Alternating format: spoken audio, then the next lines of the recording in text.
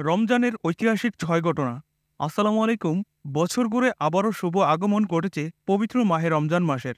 পবিত্র এ মাসে কোরআন নাজিলের পাশাপাশি আরও বেশ কিছু তাৎপর্যপূর্ণ ঘটনা ঘটেছে। টুডে অ্যান্ড টুমোরো চ্যানেলের আজকের পর্বে আমরা জানাবো রমজান মাসে ঘটে যাওয়া প্রসিদ্ধ ৬টি ঘটনা সম্পর্কে। প্রথম ঘটনা, ঐতিহাসিক বদর যুদ্ধ। ৬২৪ খ্রিস্টাব্দে তথা দ্বিতীয় হিজরির ১৭ই রমজানে বদরের প্রান্তরে সংঘটিত হয়েছিল মুসলিম ও কাফিরদের মধ্যকার ঐতিহাসিক এক যুদ্ধ, যাতে মুসলমানদের সর্বসাকুল্যে সৈন্যসংখ্যা ছিল মাত্র ৩১৩ জন। তাও ছিলেন নিরস্ত্র।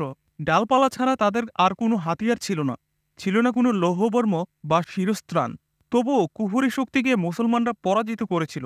মূলত ওই যুদ্ধে ৩ থেকে ৫ হাজার আসমানি ফেরেস্তা প্রেরণ করে আল্লাহ তাআলা মুসলমানদের সরাসরি সাহায্য করেছিলেন। আবু জাহেল, উতবা, সাইবা সহ মোট ৭০ জন কাফির নিহত হয় এই যুদ্ধে। আরও ৭০ জন কাফির মুসলমানদের হাতে বন্দী হয়। অন্যদিকে ১৪ জন মুসলিম মুজাহিদ বীরক্রমে লড়াই করে শাহাদাতের গৌরব অর্জন করেন। দ্বিতীয় ঘটনা, মক্কা বিজয়। অষ্টম হিজরির ২০ বা ২১ রমজানের শুক্রবার হজরত মুহাম্মদ সাল্লাল্লাহু আলাইহি সাল্লাম ও সাহাবায়ে কেরাম মক্কা বিজয় করেন। তখন কাবাগর ভরা ছিল মুশরিকদের ৩৬০টি মূর্তি দিয়ে। মুসলমানরা সেগুলো অপসারণ করে আল্লাহ তাআলার ঘরকে পবিত্র করেন। তৃতীয় ঘটনা, নাখলা নামক জায়গায় মূর্তি অপসারণ। হজরত মুহাম্মদ সাল্লাল্লাহু আলাইহি সাল্লাম অষ্টম হিজরির ২৫ রমজান হজরত খালেদ ইবনে ওয়ালিদ রাদিয়াল্লাহু আনহু এর নেতৃত্বে একদল সৈন্যবাহিনী প্রেরণ করেন নাখলা নামক জায়গায়, সেখানকার একটি বৃহদাকার মূর্তি অপসারণের জন্য। কাফিররা এর পূজা করত। মূর্তির নাম ছিল উজ্জা।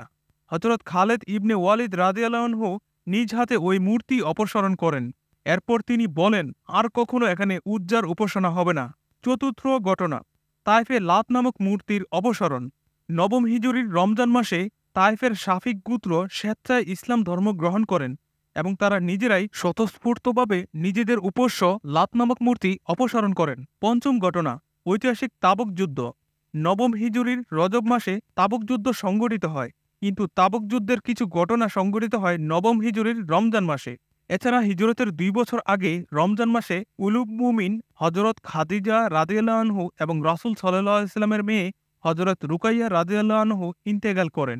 হজরত হাসান ইবনে আলী রাদিয়াল্লাহু আনহু তৃতীয় হিজরির রমজান মাসে জন্মগ্রহণ করেন এবং চতুর্থ হিজরিতে রাসূল সাল্লাল্লাহু আলাইহি ওয়াসাল্লাম হজরত জায়নাব বিনতে খুজাইমা রাদিয়াল্লাহু আনহুকে বিবাহ করেন।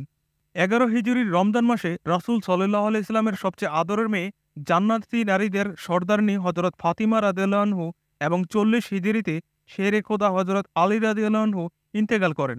ষষ্ঠ ঘটনা, লাইলাতুল কদর। রমজানের শেষ দশকে রয়েছে পবিত্রতম এক রাত, যা হাজার মাসের চেয়েও কল্যাণময় ও শ্রেষ্ঠ। যে রাতে মানবতার মুক্তির দিশারি ও জান্নাতের চাবিকাঠি সর্বশ্রেষ্ঠ কিতাব কোরআনকে প্রথম আসমান থেকে পৃথিবীর বুকে নাজিল করা হয়েছে। মহামান্বিত ও মর্যাদার এ রাতকে কুরআনুল কারিমে লাইলাতুল কদর বলা হয়েছে। এজন্য আল্লাহ তাআলার সূরাতুল কদর নামক একটি আলাদা সূরাও নাজিল করেছেন।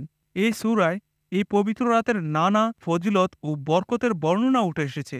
এই রাতের জন্য কোনো দিন বা রাত সুনির্দিষ্ট না থাকলেও তা রমজানের শেষ ১০ দিনের বেজর রাত্রে অনুসন্ধান করার কথা বলা হয়েছে, যেমন ২১, ২৩, ২৫, ২৭ ও ২৯ রমজান। রাসূল সাল্লাল্লাহু আলাইহি সাল্লাম বলেন, রমজানের শেষ ১০ দিনে তোমরা কদর রাতের তালাশ করো।